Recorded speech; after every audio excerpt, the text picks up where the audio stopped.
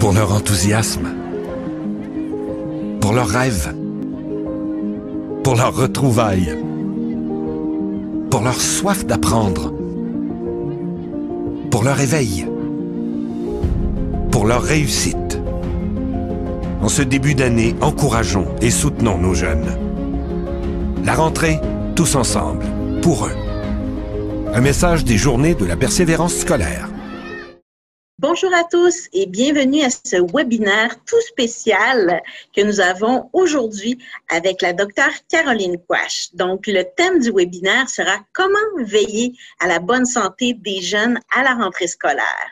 Donc, je me présente, mon nom est Nathalie Belrose, je suis coordonnatrice pour le groupe Neuronne. Nous sommes une IRC en persévérance scolaire et réussite éducative dans le nord du Québec. Donc, si vous êtes un parent, un entraîneur, un intervenant ou un professionnel qui côtoie les jeunes de 0 à 18 ans, je vous remercie pour votre participation. Vous avez répondu en bon nombre. Donc, notre invité tout spécial a été la référence pour les journalistes, pour les médias depuis le mois de mars dernier. Donc, on lui remercie grandement pour le temps qu'elle nous accorde aujourd'hui. Donc, sans plus tarder, je vais vous la présenter. C'est la docteure Caroline Quach, qui est présidente du Comité consultatif national en immunisation de l'Agence de santé publique et de Canada. Elle a été la présidente de l'Association de microbiologie médicale et de maladies infectieuses Canada de 2014 à 2016. Elle a été reconnue comme fellow de l'Académie canadienne des sciences de la santé et de la Society for Healthcare Epidemiology of America.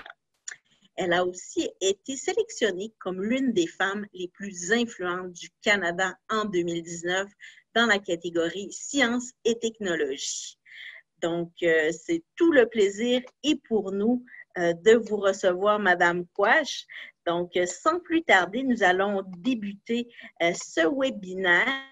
Donc, pour faciliter le fonctionnement, on va fonctionner par bloc. Donc, on va avoir différents blocs avec des thèmes. J'ai déjà reçu des questions des participants. On va se pencher sur ces questions-là, puis par la suite, on va vous donner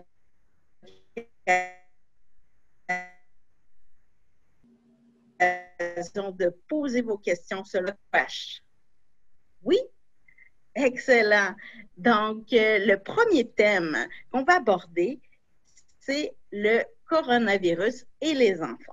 Donc, depuis le mois de mars jusqu'à ce jour, je souhaiterais savoir le pourcentage d'enfants qui furent atteints du coronavirus. Alors, cette question-là est en fait fort difficile à répondre parce que, comme les enfants ont à peu près pas de symptômes, ils ont à peu près pas été testés et c'est possible qu'il y ait une certaine proportion qui l'ait fait sans que jamais on ait été capable de le dire. Ce que je peux vous dire, par contre, c'est que dans les 1700 quelques enfants qui ont été testés à Sainte-Justine, pour différentes raisons, parce qu'ils avaient le rhume, parce qu'il fallait qu'ils soient hospitalisés ou autres, on a seulement 1,6 % des enfants qui ont été testés COVID positifs, donc c'est très peu. Quand je compare avec la population d'adultes qu'on a testés aussi à Sainte-Justine, donc mes travailleurs de la santé, entre autres, on a 2,5 % de positifs. Donc, grosso modo, quand on compare ça avec les études de sérologie qui ont été faites au Québec, donc c'est quand on essayait de détecter la présence d'anticorps dans le sang, qui voulait dire que ces gens-là ont été en contact avec le virus, on est à peu près dans les mêmes chiffres, c'est-à-dire que chez les adultes, on est entre 2 et 3 % de la population qui ont fait la maladie. Et c'est à peu près ce qu'on retrouve aussi. Mais donc, ce qu'on voit, c'est que les enfants ont été très peu touchés et très peu d'entre eux ont eu des symptômes. J'ai 100 quelques, je vais vous dire ça exactement, là. J'ai eu 62 hospitalisations ici à Montréal, puis il n'y en a pas vraiment eu beaucoup ailleurs. Et on avait 105 ou entre 105 et 110 positifs en tout. Donc, vraiment pas beaucoup là, d'enfants qui ont été positifs. D'accord. Bien, je vous remercie beaucoup pour les précisions. Puis, j'ai une autre question, à savoir, quels sont les symptômes les plus préoccupants du coronavirus chez les enfants à surveiller? Donc, quand on regarde les enfants qui ont été testés positifs, je vous dirais que les 3 quarts avaient de la fièvre. Le tiers à peu près avait des symptômes respiratoires hauts. La moitié avait des symptômes digestifs. Donc, la présentation de la COVID chez les enfants est un peu différente de chez l'adulte, c'est-à-dire qu'il semble y avoir plus de symptômes digestifs que chez les plus vieux. Et la grande majorité fait quand même de la fièvre. Donc, on essaie de se centrer davantage sur les épisodes avec fièvre. Il y en a à peu près 10% qui vont avoir juste le nez qui coule. Donc, on ne peut pas complètement éliminer une COVID s'il n'y a que le nez qui coule. Il y a à peu près un tiers des enfants qui vont avoir le nez qui coule avec un peu de fièvre. Donc, ça peut ressembler à n'importe quel autre rhume, finalement. Mais grosso modo, malgré qu'ils fassent la fièvre, ils vont bien quand même. Je veux juste peut-être corriger, j'ai 175 enfants qui ont été positifs à date à Sainte-Justine. Et là-dessus, on en a hospitalisé une soixantaine, mais qui n'avaient pas nécessairement été testés ici. On en a eu qui ont été référés d'ailleurs. Donc, les chiffres, on ne peut pas nécessairement dire que la moitié des enfants positifs ont été hospitalisés, là. C'est juste qu'on a eu des enfants qui ont été testés ailleurs, mais qui nous ont été référés pour hospitalisation. Oups, je pense que je suis gelée. D'accord. Puis, au niveau des cas qui se sont formés, je voudrais savoir, au niveau de vos recommandations pour éviter la formation de ces caillots sanguins-là chez les enfants, chez les adolescents, est-ce que vous avez des recommandations? En fait, il ne semble pas y avoir autant de formation de caillots chez les petits. On n'a pas eu ces complications-là dans les patients qu'on a vus. Il n'y a pas vraiment de prévention qu'on puisse faire. C'est juste que quand ils sont assez malades pour être hospitalisés, il va y avoir un traitement anticoagulant qui va être donné. Excellent.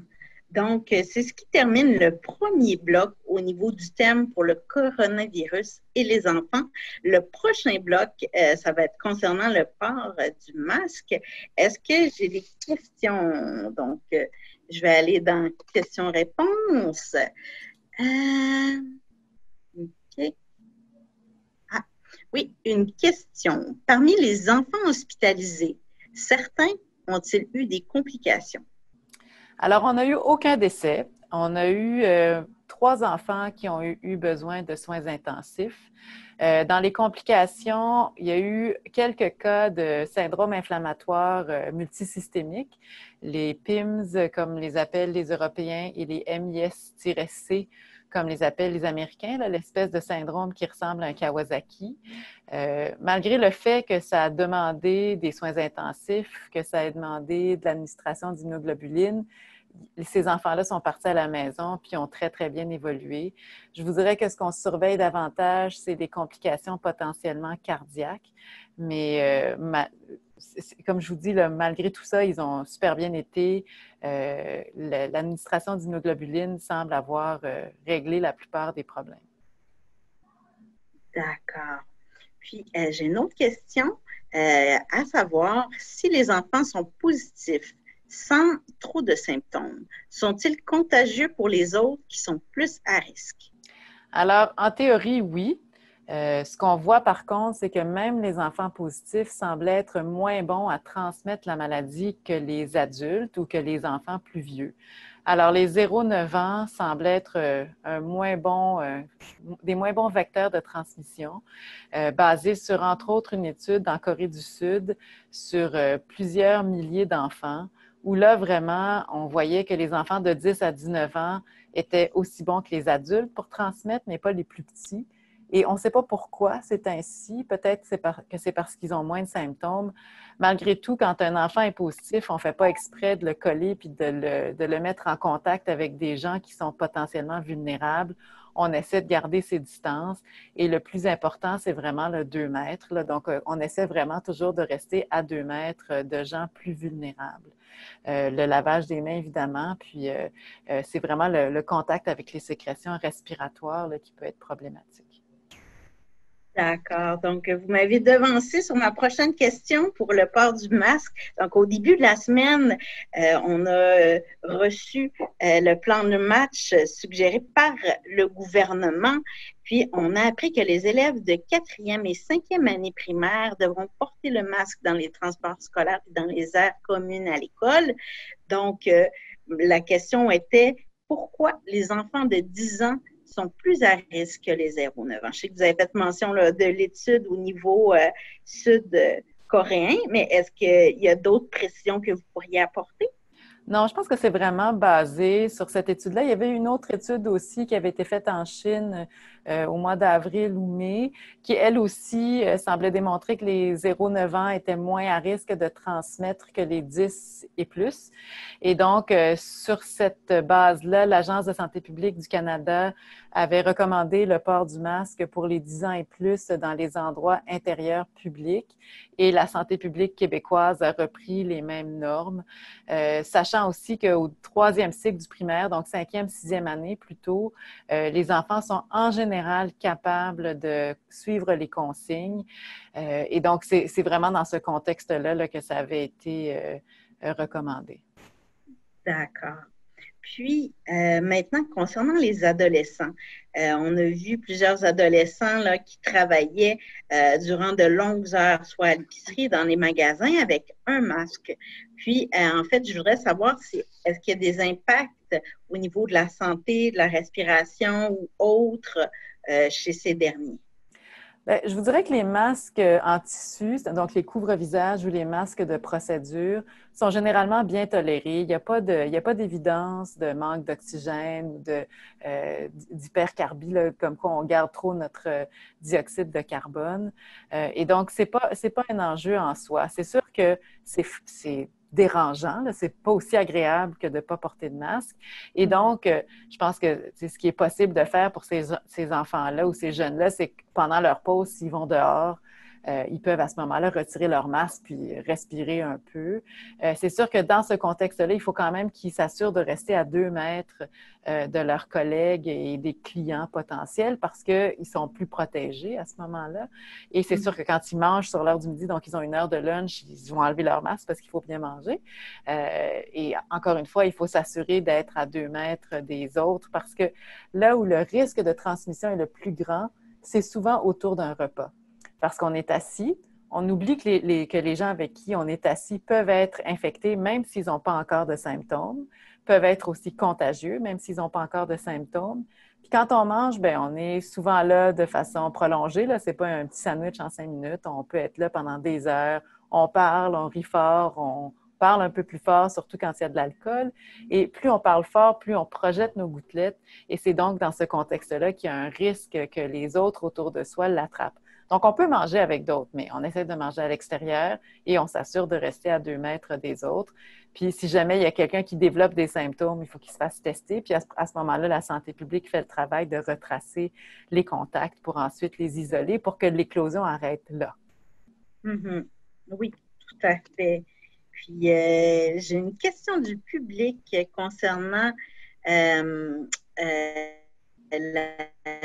gestion pour le masque pour les enfants à l'école durant l'enseignement. Donc, les enfants, qu'est-ce que vous recommanderiez pour les 5 et 6e années? Alors, ce qu'on dit déjà, c'est que quand ils rentrent en classe, les enfants peuvent retirer leur masque. Donc, il va falloir leur montrer comment le retirer là, en tenant les élastiques et pas en se mettant les 2 mains en face. Et de le replier puis de le laisser sur le coin du bureau tranquille. On ne joue pas avec, on ne le met pas en petit moton dans le fond de sa poche. Donc, il va y avoir des tutoriels qui vont être faits pour expliquer aux enfants comment faire. Je sais que le ministère travaille là-dessus. Je pense que ça va être bien utile. Mais donc, c'est vraiment, une fois qu'on est assis à sa place, qu'on a arrêté de crier puis de bouger partout, on retire le masque puis on fait la classe comme d'habitude. Une fois qu'on est assis en rangée, dos à dos, pas dos à dos, mais un dans le dos de l'autre en rangée, le risque, en fait, que nos gouttelettes se ramassent dans le nez ou la gorge de notre voisin est beaucoup plus faible. Et donc, je pense que il n'y a pas de problème. D'accord. Donc, je vous remercie là, pour les informations. Puis, j'ai une autre petite question d'une maman. Ah oui, ça, je vais le traiter à la fin. Je l'ai déjà inclus. Donc, pour le port du masque, on voulait savoir s'il y a eu des études qui ont été faites sur les conséquences du port du masque sur les jeunes. Je sais que c'est tout récent, donc j'imagine que c'est difficile là, d'avoir des données, mais dans d'autres pays, est-ce qu'il y a déjà des données? En fait, on a des données sur le port du masque N95, qui est celui qui est beaucoup plus filtrant. Ça, il y avait eu des études qui avaient été faites chez les adultes, chez les travailleurs de la santé, qui démontraient que ce masque-là, quand on le porte pendant plusieurs heures, notre taux d'oxygène dans le sang diminue. Avec les masques de procédure, quand ça a été fait, encore une fois sur les travailleurs de la santé, il n'y avait pas d'enjeu, mais il n'y a pas d'études spécifiques à l'enfant et aux jeunes. Je vous dirais que le plus grand risque, en fait, c'est une anxiété parce qu'il ne se sent pas bien dans son masque. Je pense qu'à ce moment-là, le plus important, c'est de trouver un masque qui lui convient. Souvent, les masques de procédure sont plus faciles à tolérer, ils sont moins chauds que les masques en tissu. Mais outre ça, c'est vraiment de leur expliquer puis de les rassurer. Je pense que les enfants de tout âge sont capables de le porter. Je vous donne un exemple, ma nièce de 5 ans qui est partie à Vancouver et qui a porté son masque de tissu pendant les 5 heures à l'aller et les 5 heures au retour sans rechigner. Puis elle, en fait, quand elle va voir ma mère, elle porte son masque justement pour ne pas mettre en danger ma maman parce que ma maman est plus âgée et ma petite nièce va à la garderie. Mais donc, c'est faisable. Je pense que c'est vraiment plus un inconfort qu'autre chose et il faut juste accompagner nos enfants là, dans cette approche-là. Puis je pense que ça devrait bien aller. D'accord. On va passer au prochain bloc. C'est concernant le test de dépistage chez les jeunes. Donc, il y a eu déjà beaucoup de dépistages qui se sont faits auprès là, des travailleurs de la santé, des gens qui revenaient de voyage également. Puis, je souhaiterais savoir si on a entendu en fait là, qu'il y a des jeunes que lors de ces tests-là qui ont été blessés ou qui ont saigné du nez. Puis en fait, la question étant, pourquoi faut-il que l'écouvillon aille aussi loin pour prendre l'échantillon? Parce que là où le virus se cache, c'est dans le nasopharynx. Donc, il faut vraiment que l'écouvillon se rende un peu plus loin dans le nez pour avoir la meilleure chance d'attraper le virus puis d'être capable de le détecter. Maintenant, il y a d'autres techniques qu'on est en train de valider pour essayer justement que ce soit moins, je vous dirais, dur pour les enfants. La première chose, c'est qu'on peut avoir un écouvillon plus petit. Donc, à Sainte-Justine, on n'a pas eu de saignement de nez chez des enfants qui étaient en bonne santé. On a eu des saignements de nez chez des enfants qui avaient des plaquettes basses, ce qui coagule. Donc, c'est sûr que si on n'a pas de plaquettes, ça peut saigner, mais notre écouvillon est beaucoup plus mince et flexible que ce qui est disponible ailleurs, je pense. Donc, ça, c'est une chose qui peut être faite. Puis les enfants, bon, ils ne trouvent pas ça agréable, mais ça se tolère bien. Encore une fois, je vais prendre ma nièce qui a eu son test et qui n'a pas bronché pendant son test. Je ne suis pas sûre qu'elle retournerait en faire 8, mais ça a bien été malgré tout. Je pense que l'autre chose qu'on est en train de regarder, et on le fait déjà pour certaines populations de patients, entre autres qui ont des problèmes de plaquettes, c'est qu'au lieu d'aller aussi loin dans le nez, on le prend juste au niveau du nez. Et ça, déjà, c'est plus tolérable. Et il y a toute la question de la salive qui peut être utilisée aussi pour faire le test qui est en train d'être validé. Chez les adultes, ça a l'air d'assez bien fonctionner et je pense qu'éventuellement, on va passer à la salive plutôt qu'à l'écouvillonnage. On sait quand même que le test est un petit peu moins bon quand on le fait sur la salive que quand on le fait sur le nasopharyngé, là, le test qui est si désagréable. Ce qu'on ne sait pas encore chez les enfants, c'est à quel point ils sont capables de bien cracher. On est en fait toujours surpris quand on demande à un enfant de cracher qu'il ne soit pas capable de cracher, alors que quand on ne veut pas qu'il crache, il est capable de cracher. Mais donc, c'est là-dessus qu'on est en train de travailler là, pour voir si en pédiatrie, on est capable aussi d'utiliser la salive. Donc, il va y avoir des changements qui vont certainement avoir lieu au cours des prochaines semaines parce qu'effectivement, de demander à un enfant de se faire tester, par exemple, 4-5 fois dans l'année, ça risque d'être difficile rendu à la 4e fois, on en est bien conscient. Oui, mais c'est ça, en fait, là, c'était une des craintes là, des parents que j'ai reçues. Donc, que si les tout-petits ont à passer plusieurs tests de dépistage durant l'année, quelles seraient les conséquences du frottement d'écouvillon sur la zone de la barrière de protection sans cerveau? Donc, c'est ça. Alors, on n'est pas collé sur la barrière de protection sans cerveau. On a l'impression d'une biopsie de cerveau parce que tellement ça fait mal, mais on est vraiment juste dans le sinus ou à côté du sinus. Mais donc, on n'est pas dans le cerveau. Puis, on a l'impression que ça frotte beaucoup, mais la petite brosse va juste recueillir quelques cellules. Et donc, le risque de passer à travers ou de rentrer dans le cerveau est inexistant. Maintenant, on réalise que c'est absolument désagréable là, pour en avoir passé moi-même. Et donc, si on est capable d'avoir des méthodes qui sont presque aussi bonnes, mais moins invasives, on va les utiliser. Et c'est pour ça, comme je vous disais, là, qu'on est en train de regarder le prélèvement juste dans le nez et le prélèvement sur la salive, qui serait nettement plus facile que d'avoir à aller écouvillonner au niveau nasopharyngé. D'accord. Bien, je vous remercie là, beaucoup pour d'avoir répondu là, à cette question un petit peu plus pointilleuse. Donc, j'ai une autre question venant du public. Pourquoi le masque devient important pour les enfants en milieu scolaire alors qu'il n'est pas obligatoire euh, en- dans le public, par exemple, là, dans un magasin? Bien, ça va changer. Ça va Mhm. changer. Ce qu'on nous a dit, c'est que justement, pour harmoniser le tout, les enfants de 10 ans et plus feraient partie des groupes qui devraient porter un masque dans les lieux publics intérieurs. Justement. Et donc, il y a une cohérence là, qui va se faire. Et je vous dirais que l'importance du port du masque à l'école, c'est vraiment qu'on veut éviter le plus possible qu'il y ait de grandes éclosions. C'est-à-dire on le sait là, qu'avec la rentrée scolaire, il va y avoir un peu plus de cas, comme on l'a vu avec les camps de jour cet été. Mais ce qui a été très bien, c'est que chaque fois qu'il y avait un cas, on a réussi à limiter le nombre d'enfants et d'adultes qui ont été infectés à partir d'un premier cas.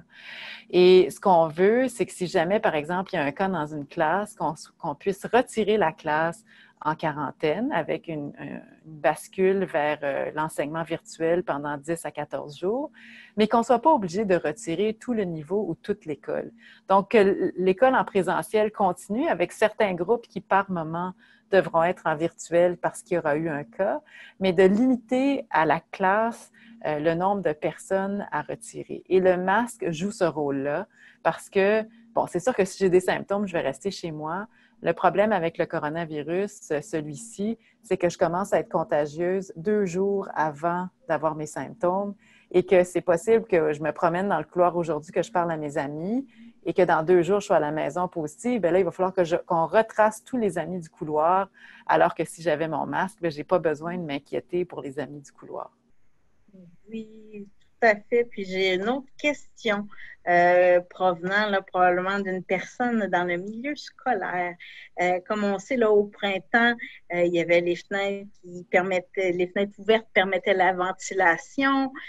Puis là, cet automne, cet hiver, ça va être plus complexe de fonctionner de cette façon-là. Donc, la personne demande, est-il nécessaire d'avoir un système de ventilation avec filtre HEPA, des humidificateurs en classe ou autres? Que permettent ces systèmes? Puis, permettent-ils d'éviter la propagation au sein de la classe? Alors, ça permettra, donc juste peut-être pour expliquer ce que c'est un filtre HEPA. Donc, c'est un filtre qui est capable de recueillir 99,95% des particules en circulation dans l'air. Et c'est sûr que si on a un système de ventilation HEPA, ce que ça fait, c'est que s'il y a des virus dans l'air, quand, par exemple, à côté d'un enfant qui tousse, bien, ça les attrape, puis il y a moins de risques que ça soit transmis à d'autres personnes dans la classe. Maintenant, c'est pas quelque chose qui est recommandé de façon générale. C'est sûr que nous, à l'hôpital, on en a, surtout pour protéger nos immunocompromis, pas contre la COVID, là, mais contre des champignons et autres infections qui se transmettent par petites particules. D'avoir un système de filtration HEPA dans la classe avec humidificateur n'annulerait pas complètement le risque de transmission parce que si je suis, par exemple, à moins de 2 mètres de vous, Madame Belle-Rose, et que je vous parle, la gouttelette va se rendre chez vous avant d'être attrapée par le système de ventilation et donc vous allez avoir été exposé. Donc, même s'il y avait une filtration HEPA et un humidificateur. Si jamais il y avait un cas dans la classe, on retirerait quand même les autres enfants en quarantaine parce qu'ils seraient considérés comme à haut risque s'ils ont passé plus de 15 minutes à moins de 2 mètres. Donc, je vous dirais que le plus important en termes de prévention, c'est d'essayer de maintenir cette distance-là. Ça fait que s'il y a assez de place dans votre classe, essayez de poser les pupitres à idéalement 2 mètres, sinon au moins 1 mètre les uns des autres. Pas en petits groupes où tout le monde se fait face, mais en rangée pour que le visage d'un enfant soit dans le dos de l'autre, encore une fois pour minimiser des risques de transmission. Puis l'histoire de la ventilation, c'est juste de maintenir une ventilation. Donc, de maintenir la fenêtre ouverte un petit peu pour qu'il y ait de l'apport d'air frais, c'est parfait. Là, on ne demande rien de plus que ça dans un milieu communautaire. Bien, excellent. Bien, merci beaucoup. Puis, on va passer au prochain bloc. Comment gérer les rhumes des enfants ou des adolescents durant les saisons plus froides? Donc, un parent se demandait justement sur quelle base de symptômes il devra considérer le dépistage de son enfant. Alors, comme je vous disais tout à l'heure, c'est sûr que s'il fait de la fièvre, on le fait dépister. C'est sûr que s'il a hyper mal au ventre puis que ça dure pendant 2-3 jours, on le fait dépister. Et que, de concert avec la santé publique, il va falloir voir si les enfants ont le nez qui coule. C'est possible que la santé publique demande que cet enfant-là, le premier de la classe, se fasse dépister pour qu'on puisse ensuite savoir qu'est-ce qui va se promener dans la classe. Si le premier enfant a le nez qui coule avec un peu de fièvre, moi, je le ferai dépister. Puis si ce n'est pas de la COVID, bien, au moins, on peut rassurer les autres enfants qui vont avoir le nez qui coule et de la fièvre dans le groupe classe. D'où l'importance, encore une fois, de bien maintenir une bulle classe étanche par rapport aux autres bulles classe. Et donc, je vous dirais que le désavantage de la COVID et la raison pour laquelle il nous fait damner depuis le début, c'est qu'il n'y a aucun symptôme qui est classique pour un coronavirus. Ça peut donner n'importe quoi. Et par mesure de précaution, c'est sûr que s'il y a juste le nez qui coule et ça dure 24 heures, bon, on laisse faire, là, mais les symptômes devraient engendrer un test. Et je sais que la santé publique est en train de travailler présentement sur un guide pour aider les parents et les professeurs à décider quand est-ce que je fais tester versus quand est-ce que je ne fais pas tester. Personnellement, étant dans le milieu de la santé et étant capable d'avoir des tests pour mes enfants, je vous dirais que mon fils a été testé probablement davantage qu'un autre enfant. Il est rendu au secondaire, là, mais c'est sûr qu'il va être testé un peu plus que les autres parce que j'ai besoin de savoir, parce que ça a une implication sur moi à l'hôpital. Et donc, on est souvent plus agressif sur le test pour les enfants des professionnels de la santé. Maintenant, si vous avez des personnes vulnérables dans votre entourage, ça vaut la peine aussi de les faire tester. Ce qu'on demande présentement au ministère, c'est d'avoir des corridors de services bien établis pour que les parents n'aient pas à bretter, à attendre pendant 5 heures sur la ligne InfoCorona, puis ensuite attendre 8 jours avant d'avoir un rendez-vous. Là, ce qu'on veut vraiment, c'est de faciliter la vie aux parents le plus possible pour que s'il y a un doute, ils soient capables de faire tester leur enfant rapidement. Donc ça, c'est en train d'être travaillé là, au niveau ministériel. D'accord, c'est bien encourageant. Je voudrais savoir, pardon, je perds la voix, comme les enfants ont été protégés, isolés, la question étant au niveau des autres virus saisonniers, c'est quoi l'impact sur le développement du système immunitaire de l'enfant? Bon, ils ont été épargnés de virus depuis le mois de mars, c'est pas depuis 40 ans. Donc, ils en avaient vu d'autres avant. C'est possible, par contre, qu'en retournant à l'école, ou comme on a vu quand ils sont retournés au camp de jour cet été, entre autres dans la grande région de Montréal, c'est possible qu'ils aient une succession de rhumes un peu plus fréquentes. Mais en même temps, peut-être pour vous rassurer, quand on regarde les données australiennes, parce qu'eux sont dans leur hiver présentement et dans leur COVID, quand ils se sont mis à mettre en place les mesures de distanciation physique, le port du masque et tout le reste, ils ont vu en même temps une diminution super rapide du nombre de grippes et d'autres rhumes.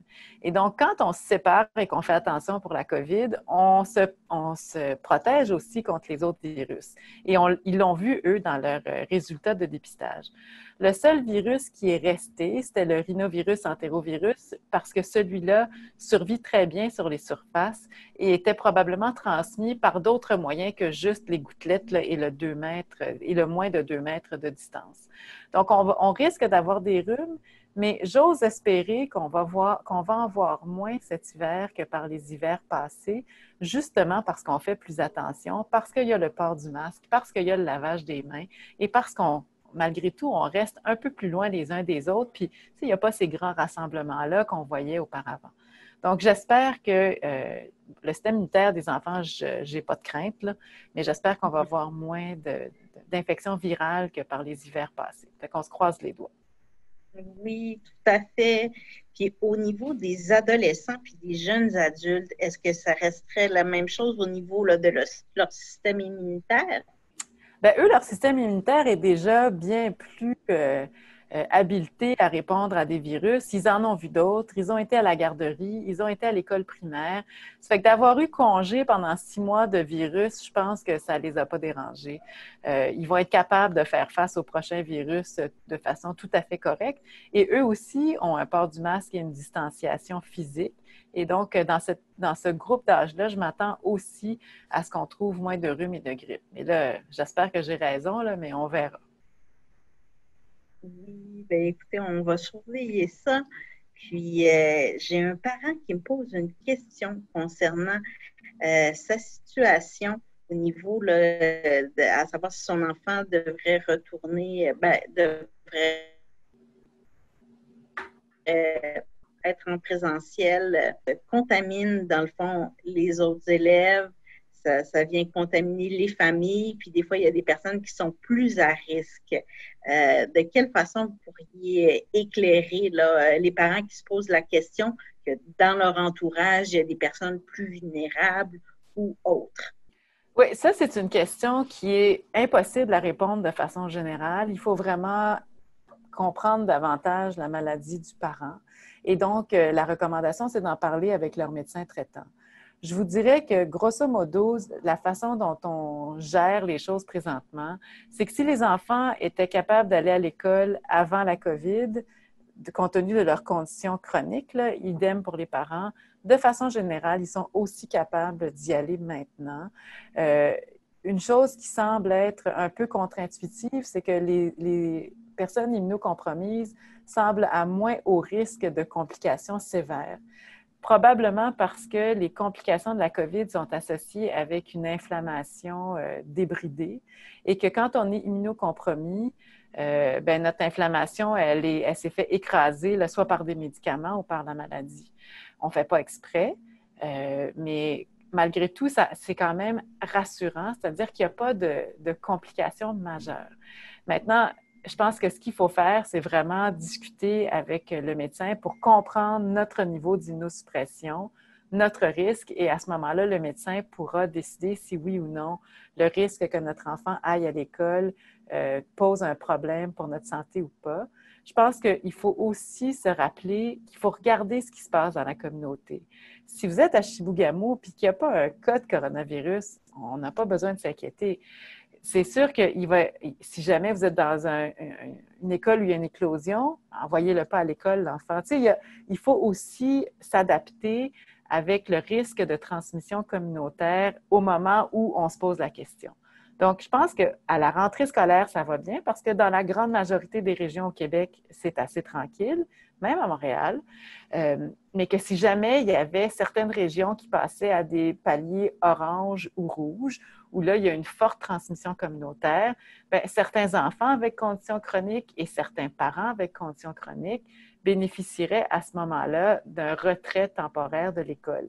Mais ça, les écoles vont être en lien avec leur direction régionale de santé publique qui vont faire une vigie de ce qui se passe dans la communauté et vont faire des messages aux écoles. Fait qu'à l'école aussi, ils vont vous le dire, là, par exemple, là, on a une éclosion, on recommanderait aux enfants qui ont des conditions chroniques qui les mettent à plus haut risque de complications de ne pas revenir. Mais on ne peut pas prendre une décision pour l'année, ça va être ponctuel et c'est là l'importance de garder une bonne communication entre la santé publique de la région et les écoles. Mm-hmm. Tout à fait. Puis en fait, là, pour vous parler concernant le groupe Neurones, c'est certain là, qu'on souhaite la réussite éducative des élèves, mais dans l'année 2020-2021, on va faire une fusion vraiment à cœur également de la santé des jeunes, puis on sait que ça a un impact aussi là, sur leurs apprentissages. Donc, prochaine question. Les moyens de protection contre le coronavirus. Durant ce printemps dernier, il y a plusieurs enfants là, qui ont fait l'usage fréquent de gel désinfectant. Puis, il y a des parents qui m'ont écrit pour dire là, justement qu'il y avait les mains rouges ou les mains abîmées. Donc, à ce moment-là, est-ce que vous avez des suggestions pour éviter les irritations puis les démangeaisons? Déjà, on a fait la recommandation aux écoles de diminuer la fréquence de lavage de mains. Il ne faut pas virer fou non plus. Je pense que c'est important de se laver les mains quand on vient de se moucher, quand on s'est mis les mains au visage, avant de manger, après avoir été aux toilettes. Tu sais, ce qu'on faisait avant. Dans la mesure du possible, utiliser de l'eau et du savon. Je pense que la plupart des solutions hydroalcooliques sont très bien tolérées, surtout quand il y a un émollient. Donc, il faut voir quelle solution hydroalcoolique était utilisée dans les écoles. Mais donc, c'est vraiment d'hydrater les mains avec de la crème là, en fin de journée avant le dodo pour bien les protéger. C'est ce qu'on fait avec nos travailleurs de la santé ici.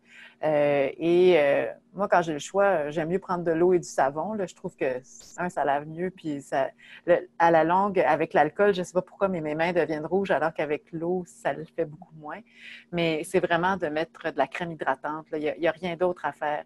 Mais je pense que ce qui a évolué depuis le printemps, c'est qu'on s'est rendu compte que le coronavirus se transmet beaucoup plus par gouttelettes, donc moi qui parle à votre visage, que par le contact avec les objets de l'environnement. Donc, on peut arrêter de se laver les mains là, aux 15 minutes et vraiment cibler le lavage des mains à des périodes cruciales avant le repas, parce qu'on c'est sûr qu'on a davantage à se toucher le visage. C'est par exemple avant de mettre son masque en le retirant, et puis si jamais on se mouche ou on tousse, là, mais autrement, de relaxer un peu là, sur cette mesure-là. Concernant d'autres mesures de protection, à ce jour, est-ce qu'il y a des tests de vaccins contre le coronavirus qui ont été effectués sur des enfants ou testés? Non. Alors, quand on commence à faire des études cliniques sur n'importe quel médicament ou les vaccins, on commence toujours par les adultes, 18-55 ans, pour s'assurer que déjà c'est sécuritaire dans cette population-là, que c'est efficace. Et une fois qu'on a des données d'efficacité et de sécurité dans la population adulte, on passe aux enfants. Parce qu'on ne voudrait pas mettre à risque un enfant qui n'est pas capable de donner un consentement éclairé lui-même à un médicament ou un vaccin qui pourrait être potentiellement non efficace ou encore pire, non sécuritaire. Donc, pour l'instant, toutes les études sont faites chez le jeune adulte, 18-55, et quand on arrive aux études de phase 2 et 3, on commence à inclure des enfants, mais pour l'instant, on est encore chez l'adulte. Okay, d'accord. Puis vous avez parlé de mesures d'efficacité. Comment on peut savoir, dans le fond, si le vaccin est efficace? Alors, c'est une très bonne question. Ce qu'on fait, c'est qu'on est obligé de faire des études randomisées contrôlées. Donc, en phase 3, ce qu'on fait, là, il y a 3 phases de tests avant qu'un vaccin soit homologué. Donc, dans la dernière phase, ce qu'on fait, c'est qu'on vaccine aléatoirement des adultes, des personnes âgées ou des enfants selon le type d'étude, soit avec le vaccin ou avec un placebo. Le placebo, c'est un vaccin vide, finalement. Là, on injecte habituellement de la saline ou un autre vaccin qui n'a pas rapport. Et ensuite, on suit ces gens-là et on attend de voir dans un contexte d'éclosion de coronavirus si ceux qui ont été vaccinés sont plus protégés que ceux qui ne l'ont pas été. Donc, c'est vraiment, ça prend du temps et ça prend des endroits où il y a de la transmission de coronavirus. Certains groupes prônent l'utilisation de challenge, c'est-à-dire qu'on utiliserait le virus et on l'inoculerait aux gens pour voir si le vaccin les protège.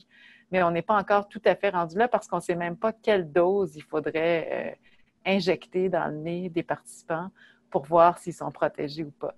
Donc, c'est vraiment de donner le vaccin puis de voir qui est-ce qui est protégé et qui est-ce qui n'est pas protégé. Donc, qui est-ce qui fait la maladie versus qui est-ce qui ne la fait pas dans les gens qui ont été vaccinés avec le vaccin contre la COVID et ceux qui ont reçu un placebo.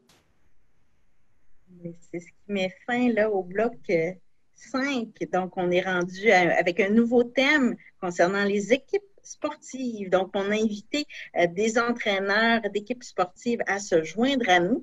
Puis, une des questions qui est ressortie, c'est que est-ce que vous avez des recommandations pour les jeunes qui joueront dans les équipes sportives durant l'année 2020-2021? Bien, déjà, de limiter les contacts entre les différentes équipes. Fait que les tournois interrégions, je vous dirais que c'est un peu plus compliqué parce qu'il peut y avoir des régions où il y a plus de coronavirus et d'autres qui n'en a pas. Fait que là, ça risque de ramener dans votre région des cas. Une fois qu'on a mis ça de côté, on essaye de maintenir le plus possible le port du masque hors glace ou hors, je ne sais pas qu'est-ce qu'on fait, hors piscine, pour justement minimiser la transmission entre coéquipiers. On s'assure d'avoir un plan d'urgence si jamais il y en a un qui est positif, c'est-à-dire qui est-ce qu'on retire dans l'équipe, qui est-ce qu'on met en quarantaine. On limite les parties où on mange et on boit ensemble pour les raisons que j'ai déjà énumérées précédemment. En fait, on essaie de maintenir des bulles équipes, un peu comme les bulles classe, dans la mesure du possible. Encore une fois, tant qu'il y a peu de transmission dans la communauté, ça va assez bien. Si jamais il se met à y avoir énormément de transmission dans la communauté, c'est possible que les équipes sportives soient arrêtées pendant un moment pour essayer de diminuer la transmission. Mais donc, tu sais, c'est vraiment... Et on essaie de privilégier, dans la mesure du possible, les sports extérieurs. C'est toujours mieux. Ça fait que les équipes de ski de fond, j'ai vraiment pas de problème. Les équipes de patinage de vitesse extérieure, non plus. Là où c'est plus compliqué, c'est tous les sports de contact proche. Je ne recommande pas la reprise d'emblée du judo, de la lutte gréco-romaine. Puis à la limite, le judo, c'est un peu moins pire, là, mais la lutte gréco-romaine, où on est vraiment collés l'un sur l'autre tout le temps, c'est beaucoup plus difficile. Donc, on essaye le plus possible de maintenir une distance d'1 mètre entre les gens. C'est sûr que quand on joue au hockey, on se rentre dedans pendant 15 secondes, c'est correct, là. Mais d'être obligé d'être collé sur l'autre tout le temps, ça, c'est non recommandé. Oui, parce qu'ici, dans notre région, il y a également là, une école secondaire qui offre la possibilité là, de faire du football. Donc, il y a des équipes de football, mais comme c'est à l'extérieur, c'est pas à l'intérieur comme pour le hockey, à ce moment-là, c'est peut-être plus facilitant. Le football, ça me va. Oui, OK. Puis, dans ces circonstances actuelles, comment motiver les enfants à faire du sport ou les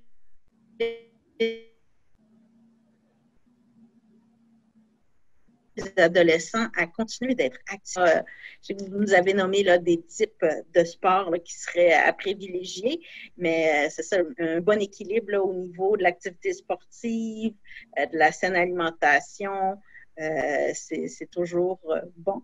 Donc, est-ce que vous avez des recommandations ou des suggestions en ce sens?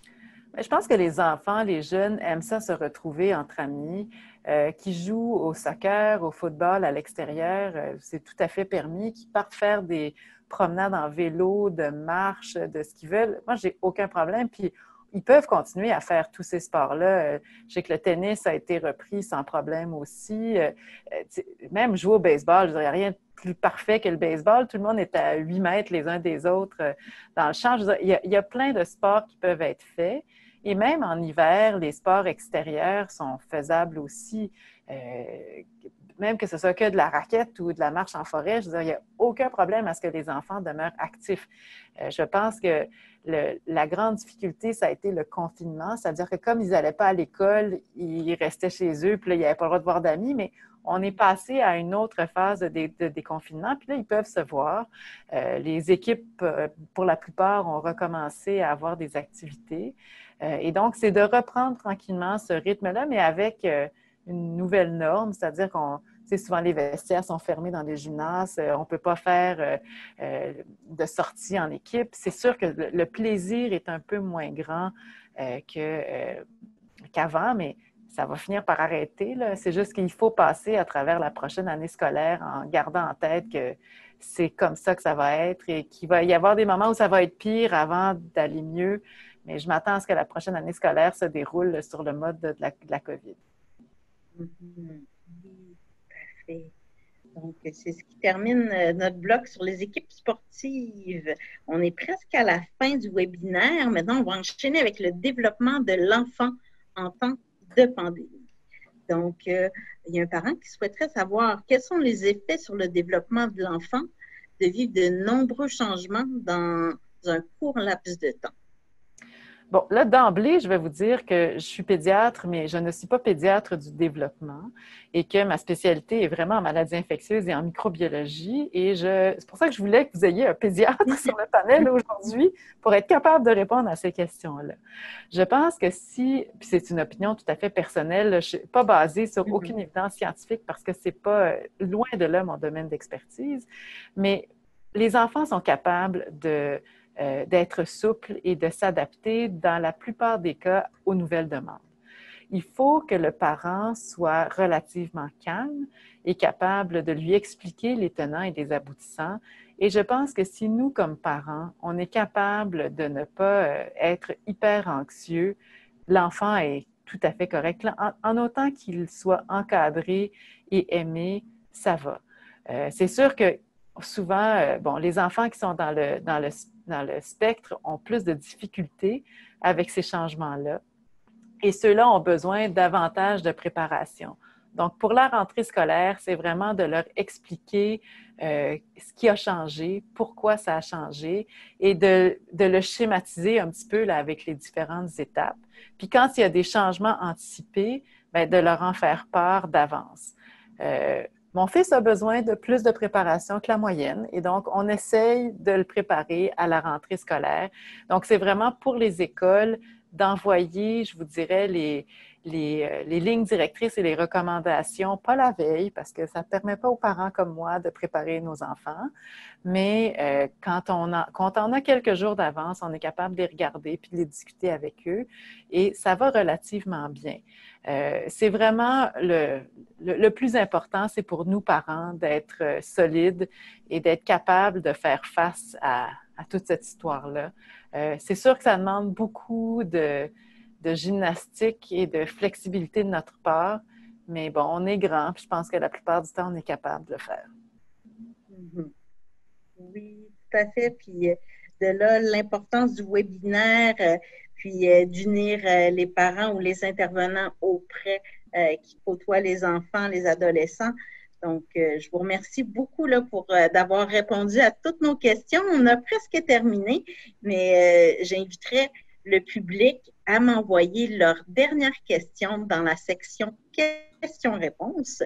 Dernièrement, dans les médias, on a vu que en Colombie-Britannique, le premier ministre, en fait, lui, il était pas favorable au fait du retraçage par cellulaire avec l'application pour retracer les personnes qui ont été testées positives au coronavirus.